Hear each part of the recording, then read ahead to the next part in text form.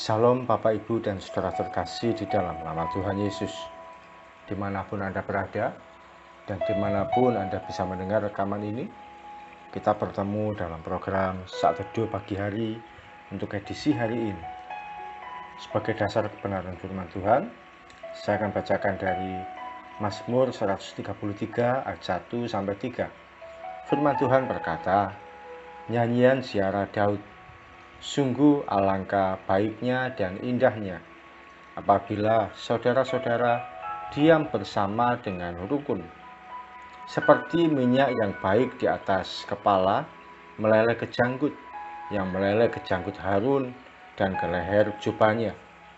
Seperti embun gunung Hermon yang turun ke atas gunung-gunung Sion. Sebab kesanalah Tuhan memerintahkan berkat, kehidupan untuk selama-lamanya.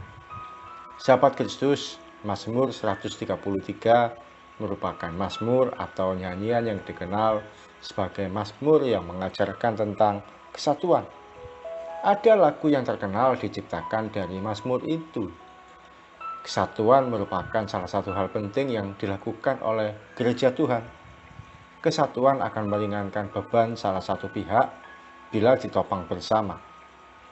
Firman Tuhan mengajarkan sebuah ilustrasi yang baik, seperti minyak yang mengalir dari kepala Harun, lalu ke janggut hingga menuju seluruh jubahnya.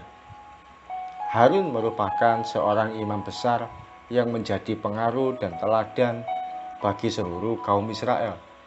Apa yang dia putuskan berpengaruh pada seluruh kaum yang ada di bawahnya. Setiap keputusan benar atau salah akan dilakukan oleh seluruh kaum Israel. Kita ingat saat dia membuat patung lembu emas, seluruh kaum Israel mengikuti apa yang dia lakukan untuk menyembah patung lembu emas. Tidak peduli apakah itu benar atau salah. Dalam kehidupan kita, perlu ada sebuah kesatuan hati untuk menentukan segala sesuatunya.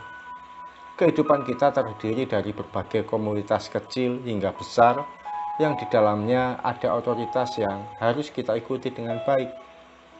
Dalam keluarga, istri tunduk pada suami, anak tunduk pada orang tua. Dalam gereja, jemaat tunduk pada gembala sidang atau pimpinan gereja, baik pendeta maupun pastor.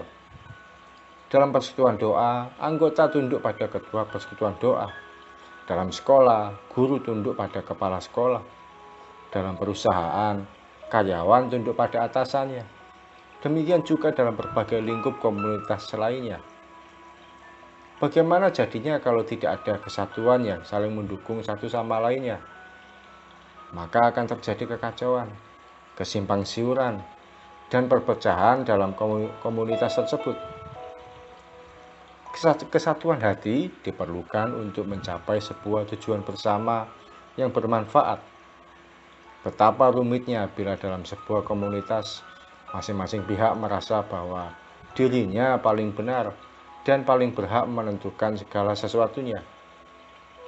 Hari ini, melalui sharing ini, saya mengajak setiap kita untuk hidup dalam kesatuan.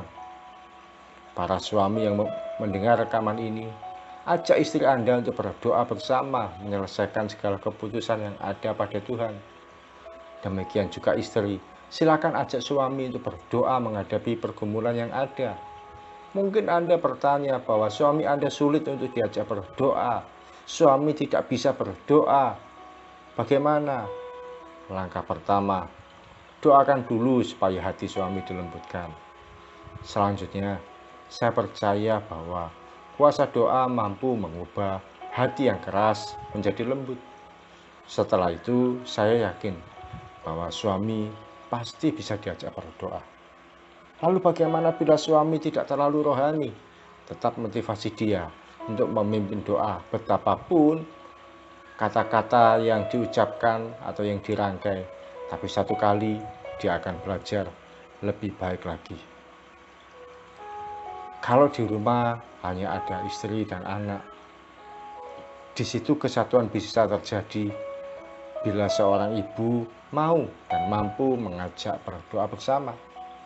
Jangan pernah kehilangan kuasa kesatuan dalam hidup kita. Kami seringkali berdoa bersama, bertiga, suami, istri, dan anak.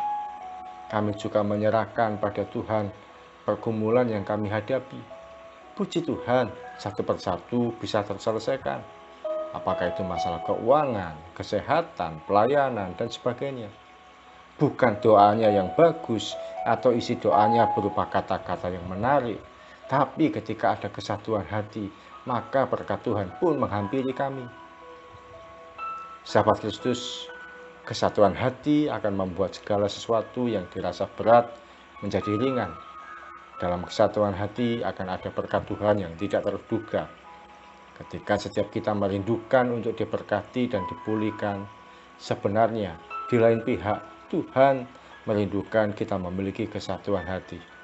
Bahkan dikatakan Tuhan memerintahkan berkat bagi yang memiliki kesatuan hati, bagi keluarga yang ada kesatuan hati, bagi gereja yang ada kesatuan hati. Tidak perlu diminta dengan susah payah, berkat malah diperintahkan datang pada kita. Mari kita bersatu hati di dalam doa. Tuhan Yesus, terima kasih untuk sharing firman Tuhan pada pagi hari ini yang mengajar pada kami untuk kami hidup dalam kesatuan hati dimanapun Tuhan tempatkan kami. Ketika kami dalam keluarga, kiranya kesatuan hati terjadi antara orang tua dengan anak, suami istri dan anak. Begitupun ketika kami berada di tempat kerja, kesatuan hati antara pimpinan dengan bawahan. Di gereja, kesatuan hati antara pemimpin gereja atau gembala dengan umat yang dilayani. Demikian juga ya Tuhan, kami rindu kesatuan hati terjadi, supaya segala sesuatu yang menjadi beban kami, pergumulan kami dapat terselesaikan dengan baik. Karena kami sadar tidak ada satu pun dari kami yang boleh merasa paling benar, paling bisa, atau paling mampu menyelesaikan semuanya. Terima kasih Tuhan Yesus. Kami akan memulai aktivitas panjang hari ini. Tuhan kiranya menolong kami, menopang kami, menuntun kami, menggembalakan kami, sampai kami bisa menyelesaikan hari ini dengan baik nanti malam. Dalam satu nama Tuhan Yesus Kristus, kami berdoa dan mengucap syukur. Amin. Mari kita berjalan di dalam kehidupan ini, di dalam kesatuan hati. Yang satu menopang yang lain, yang kuat menopang yang lemah. Maka percayalah, berkat Tuhan pasti disediakan dan diperintahkan untuk menghampiri kita. Salam dari saya Yogi Raharjo dari Mitspa Ministry. Tetap setia sampai garis akhir. Tuhan Yesus memberkati.